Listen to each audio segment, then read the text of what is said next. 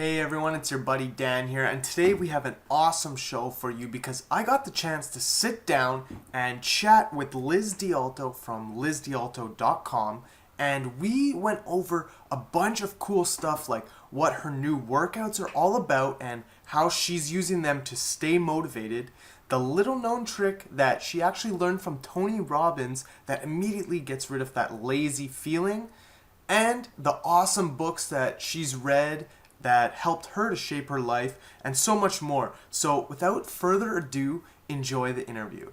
Hey everyone, it's your host Dan here, and today we have a very special guest joining us. She's been featured all over in places like the Huffington Post, Self Magazine, and Shape Magazine, and her mission is to empower as many women as possible to achieve their health goals. So for that reason, I asked her to come on the show today and chat with us a little bit about what she's learned so far in her health journey. So great to speak with you today, Liz. I understand you just moved out to the West Coast, so how's everything going with you? It's going great. I think the aim is to have more of a bi-coastal lifestyle where I bounce back and forth, but it's looking like I'll probably spend more time out here because it's gorgeous. Right, so you used to live in New York City? Yes.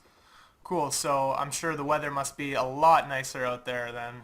It's so amazing. I'm seeing like my friends' pictures on Instagram and Facebook and everything of like trudging through the snow, and I'm walking on the beach and I can't be upset about that. Yeah, definitely not. I can relate because it's like minus 20 right here. There's snow everywhere, so it's pretty Uh, brutal.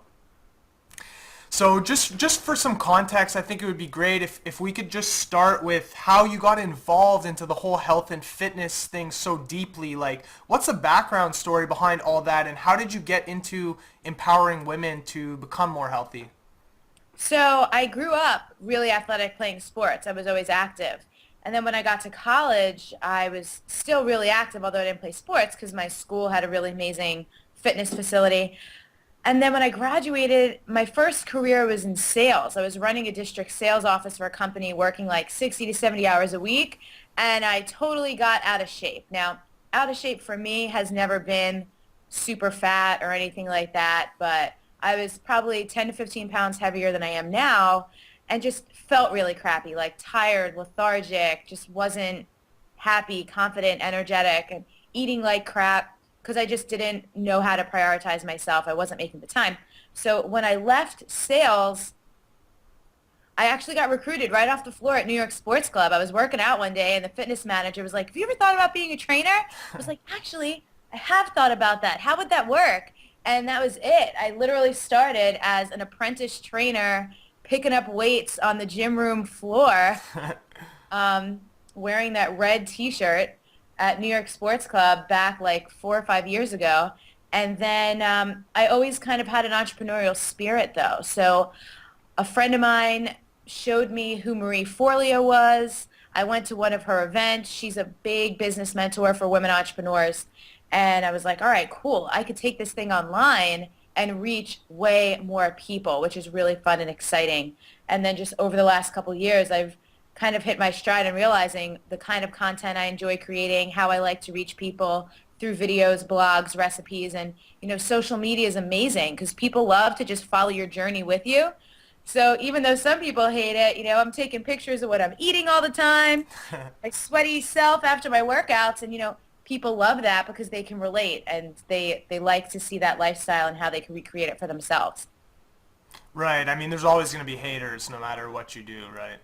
Yeah, and there's so many different genres, and it took a little while. I was like comparing myself. I'm never going to be the fitness model with the six pack, and that's fine. Like I love to, be a normal person. I still am in great shape. I look great. I feel great in my clothes or bathing suit or whatever, but I live my life and I enjoy myself too. I don't have to carry containers of food with me everywhere I go. Right. That's why what really drew me to you was like I noticed that you just try and help your clients to feel good in their own skin. So like, if they feel like big is beautiful, then like rock it, be big, be beautiful, but it's just all about being happy with your body. Yeah, that's really a big deal. Because fairly often we realize that we actually already have what we want. It's just a mindset shift. Right, right. So I actually just recently saw another one of your interviews where you spoke about what you're doing for fitness now, like the system that you're doing, and how you're moving away from like bulking exercises and moving more toward feminine based exercises. Like what I mean by that is like less heavy lifting and low rep stuff and more practical movements and maybe some spirituality stuff mixed in there. So, which you obviously love. So, can you just tell us a little bit about your new workout program and how it's working for you? Yeah, I still do love kettlebell workouts and high intensity interval training workouts, and I'll sprinkle them in. But I've been doing a lot more body weight stuff and dance kind of workouts and yoga. I've really gotten into yoga, and let me tell you something. Yoga is freaking hard Yeah. because it's so mental too. Like you really, it's the thing that I'm enjoying the most about yoga is no workout has ever challenged me before to be so present during the workout. Right. When you've been working out since you're 12 years old, at a certain point, squat presses and all these other things that you've been doing forever, you can shut off. You could be totally mindless, not there doing it, not in your body. So for me, I've been really trying out things that make me stay present while I'm doing it. So I actually have to like go in, tune in, and listen to my body in order to get the best results, but also not hurt myself because, when you go from not being super flexible and always doing strength and endurance and things like that, I have a lot of work to do in terms of opening up my hips, my shoulders, and stuff like that. So it's also pretty painful, but it's good. Have you tried Bikram yoga at all? That's actually the one I've been doing the longest. I had a client several years ago who was a Bikram yoga instructor. I actually trained her before she went to teacher training because she wanted to build some strength because obviously the opposite of flexibility is that strength. And yeah, I love Bikram. Not all the time. It's not something I would ever do like 3 times a week, but maybe once or twice a month. I really enjoy. It almost feels like you're wringing out your entire body in 90 minutes. Yeah, yeah, I tried it a couple times. I think I just butchered, how you're supposed to enunciate that word, so I won't say it again, but That's okay. I tried it and like literally I felt like someone, I was a wet towel and someone just like wrung me out after. I felt so good and so cleansed, but it's like you said, it's so hard to do. Yeah, and also too, I taught group exercise classes for years, and I do plan on starting some back up now that I'm out here because I miss teaching classes. It's so much fun.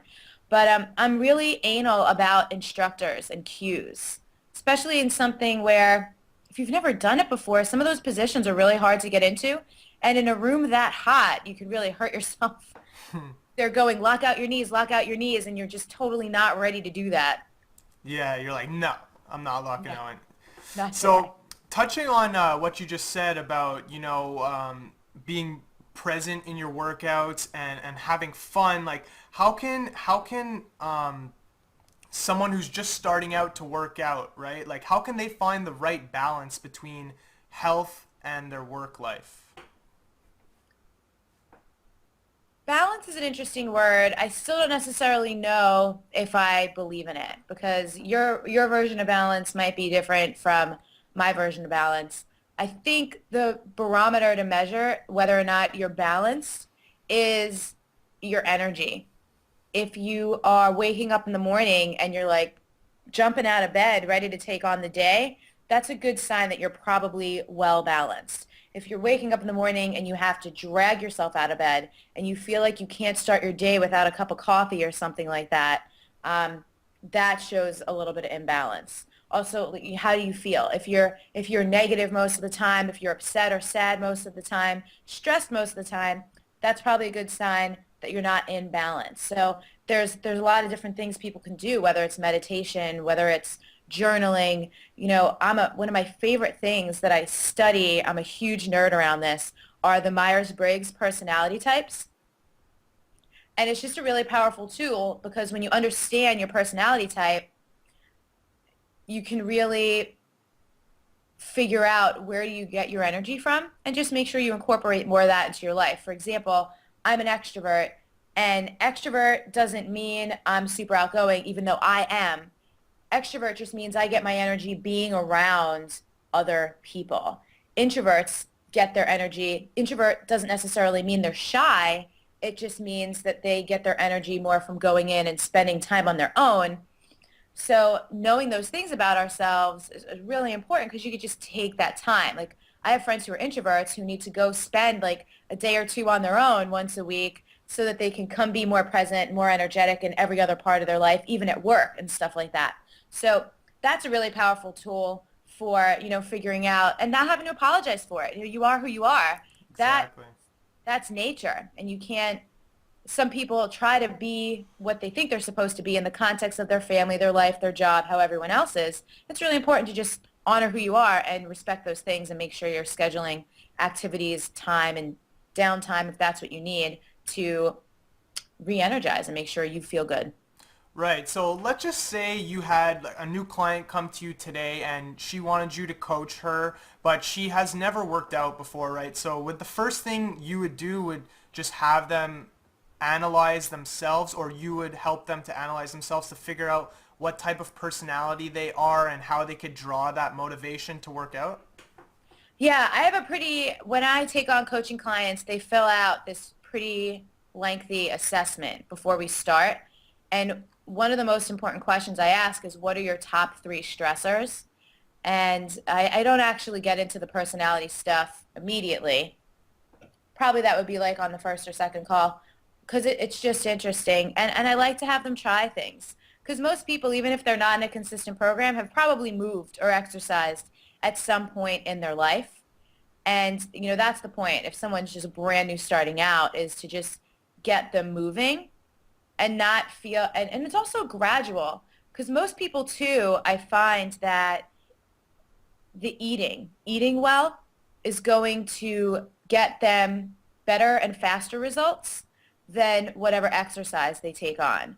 Because if I had to choose, if someone said to me, you can only eat well or exercise, you can't do both, I would choose eat well Right. because I believe that that's about 80% responsible for the results that people get. And that's a number I made up. That is not based on any kind of science.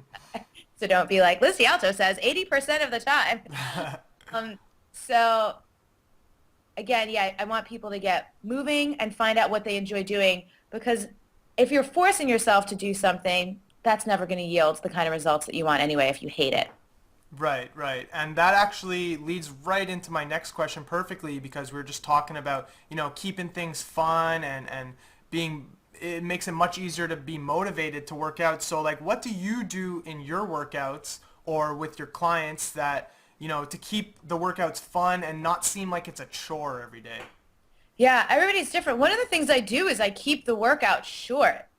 I am a big fan of workouts that are 30 minutes or less because that doesn't feel like a chore. And even if you don't love the actual workout, knowing it's over in 30 minutes and how amazing you feel after for a lot of people is just the amount of motivation they need to get through it. And it's also like a lesson in personal power because it's like, I could do anything for 30 minutes. So since I work with a lot of women, a lot of my tricks work really well for women, but sometimes it's just getting a new pair of sneakers, buying a cute outfit, like doing something like that, putting on some lip gloss. I remember I used to tease one of my clients. I'm like, did you put on lip gloss before you came into the gym? She's like, yeah, it makes me feel cute. I'm like, you know what? Whatever is your thing. So again, it has to do a lot with people's personalities, but maybe it's the playlist. I go through phases where there's like, I have like a pump up song. If you ever played sports, it was like the warm up tape. For I like to sure. have a warm up tape for my workout. Whatever is the song right now that's going to get me fired up. And, for me, lots of times it'll be like like some old hip hop song from like the early 90s, but whatever it is, to get people to kind of get their energy up and change their state before they even start the workout. That makes a big difference too.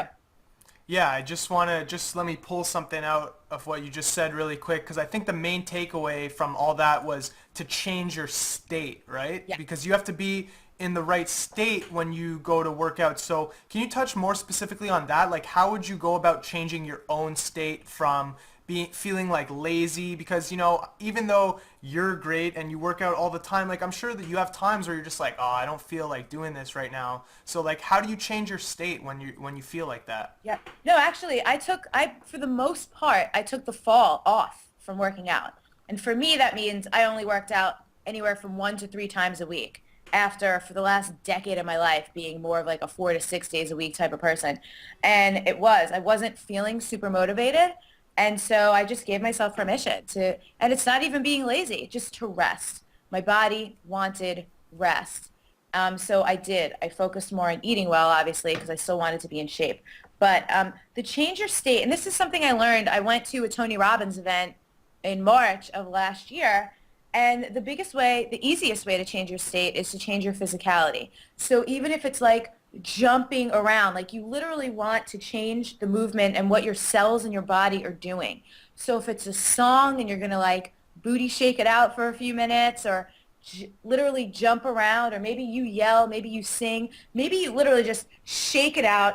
I don't know if you've ever heard of EFT tapping, but some people will just do like a little like tapping here and stuff like this to wake you up. A friend of mine teaches what's called the Franklin method, where, one of the things you do, you're padding. Yeah. That totally wakes you up. Sometimes in the morning, I'll do that. I'll just kind of shake everything out a little bit, roll my shoulders out, pat myself literally from head to toe like this and shake it out. Anything that's bothering you, you can literally think about, imagine people who are on your nerves have like, they're sucking your energy. You're like karate chopping, cutting the cords, like whatever you need to do to move, shake, literally wake yourself up physically. I mean, I even feel different now after just doing that quick little demonstration for you. So it's quick and simple, but totally works. Cool, cool. And I know you got to run and do a coaching session really quick, so I just want to keep you for one more question and then we'll let you get on your way. I'm just wondering, can you recommend to me and to some of our listeners some of the good books that you've read that could help them out or helped you out, helped you change your life? Yeah, there's several. I'm a big book nerd. So I love one of the biggest ones, the first ones when I really made a bunch of changes were Chris Carr's Crazy Sexy Diet and the New Me Diet. That's by Jade and Keone Tada, which I can email you this stuff so you don't have to write it down. Yeah, that would be cool. I'm actually great friends with Jade, and they run a company called The Metabolic Effect, and that's where I got a lot of my nutrition training and even one of my group exercise certifications from. They're amazing. Their blog also is fantastic. I love their information. Um, there's a book by a guy named Gary Taubes, or Taubes, I don't know how to say his name, called Why We Get Fat. It's just super interesting to understand food and what it does to your body. And then more on the side of, I love energy work and healing. And there's a book called Anatomy of the Spirit, which is really cool. I'm really into like the chakra system and figuring out, if my throat hurts, it's not necessarily the symptom. What's actually going on in my fifth chakra? And for some people, they're like, Liz, what the hell are you talking about? Just Google the chakra system. You'll figure it out. But I love stuff like that. And then last year, so amazing, Wayne Dyer, the book is called The Power of Intention. Super good. And then one of my all-time favorite books is The Four Agreements by Don Miguel Ruiz. So I just took you on the spectrum from like science and biochemistry to like high-level spirituality and energetic work. So you kind of pick your poison. Yeah, nice. I'm gonna have to rewind this tape and write those down for sure. So, just wondering really quick before you get off. So, for our listeners, if they want to check you out, I'm gonna leave a link for them below this video. But where would be the best place for them to check you out? Is LizDialto the best.com? Is that Yeah, where? my website, because from there you can see everything. Any blogs, recipes, videos, there's links to my YouTube channel, Facebook, Twitter, everything's on there. So I call that my online playground. Awesome, awesome. So, for all of you listeners, make sure to hit that link below. Check out Liz's blog and all her resources, her coaching program. Join her list because she has some great stuff to offer. Thanks so much for getting on the show with us today, Liz, and we're always happy to have you. Thanks so much.